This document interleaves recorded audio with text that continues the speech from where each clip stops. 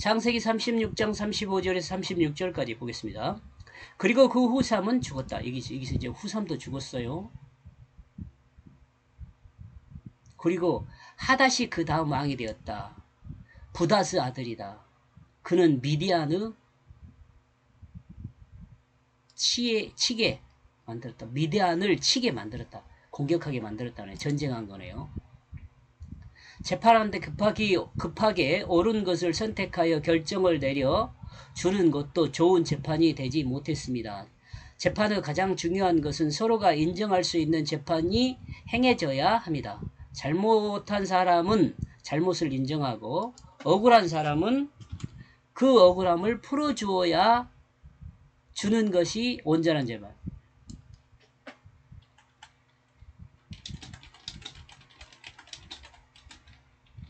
온전한 재판이죠. 그러므로 재판이 급하게 옳은 것만 결정된다는 것도 문제가 있습니다. 왜냐하면 이 급한 결정은 잘못을 인정하지 못하게 하고 억울함을 풀어주지 못하게 될 가능성이 많기 때문에 그렇습니다. 급하게 옳은 결정을 판결하는 것도 죽었습니다. 그러므로 사나운 고문으로 사람을 다스리는 재판관이 들어섰습니다. 왜냐하면 투쟁하고 말다툼하여 나누는 사람들을 재판하는 경우들이 발생하게 되었기 때문입니다. 이제는 재판이 더욱 더 거칠어지게 됩니다. 물론 사회생활의 환경이 거칠어지고 있기 때문이라고 볼 수 있습니다. 어떻게 판단하는 것이 온전한 판결이 될까요? 여러분 한번 어떻게 판결해야 할까요?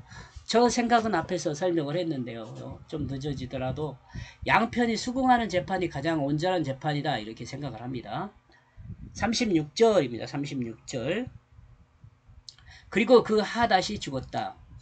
그리고 마스레가 그의 삼나가 그 다음 왕이 되었다. 공포 재판도 죽었습니다. 그리고 외형적인 권위를 가진 사람이 왕이 되었습니다. 이때의 생사는 목축과 농경사회라고 생각해 볼 수 있습니다. 그리고 정착사회를 생각하면 포도원은 부를 상징하는 것이라고 생각해 볼 수도 있죠.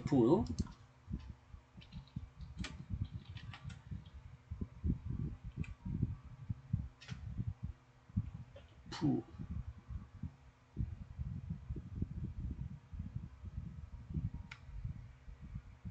복이고 부.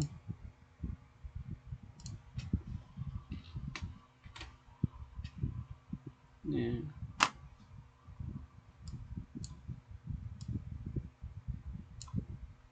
부를 상징해 볼 수 있으나 이렇게 볼 때 포도원이 권위를 가졌다고 볼 수도 있죠.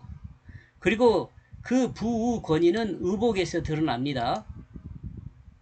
이런 점을 생각할 때 재물을 중심으로 권위를 드러내는 그 권위가 재판하는 왕이 되었다는 것을 생각해 볼 수 있습니다.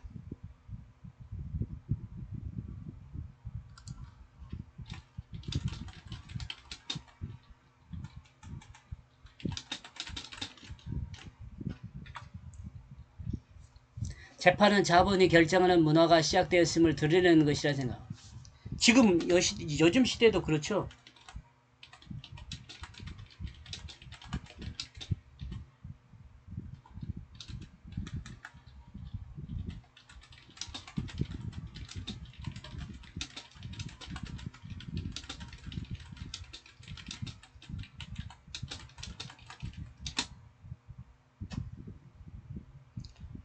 요즘 시대도 자본이 재판의 결과를 만들어내는 시대가 되었습니다. 이는 잘못된 것입니다. 이거 어떻게 바꿔야 할까요?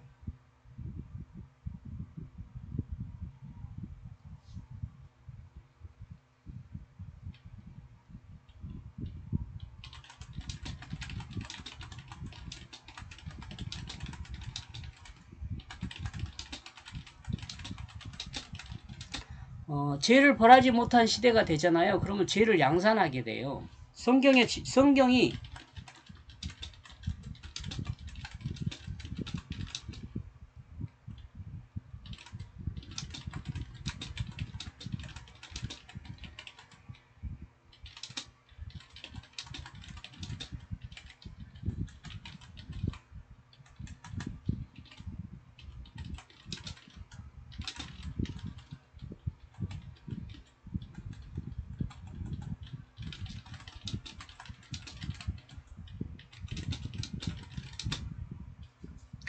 성경이 죄를 벌하는 이유는요.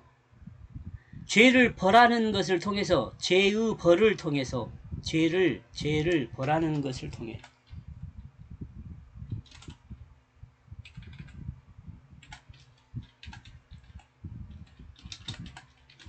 죄를 벌하는 것을 통해서 죄를 경종을 울려 통해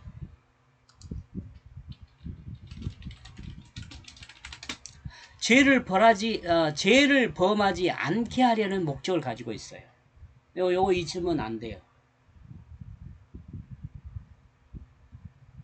요거 잊으면 우리 성경만 그런 것이 아니고 나와 여러분도 생각해 보세요. 죄를 벌하는 이유가 뭐예요? 대가를 치르게 한 이유가 뭐예요? 앞으로 그런 죄를 짓는 사람이 더 이상 발생하지 않게 하기 위해서 그러잖아요.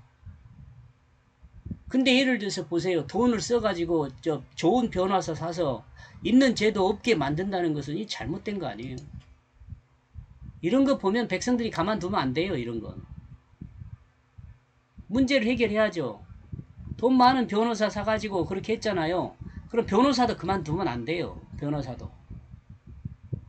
이거 성경적이라면 죄를 벌하는 목적이 뭐예요? 더 이상 죄를 범하지 않게 하려는 목적이 있잖아요. 근데 죄를 짓고도 돈으로 나와버린다? 이게 말이 안 되잖아요. 좋은 사회가 되겠어요. 여기까지 보겠습니다. 고맙습니다.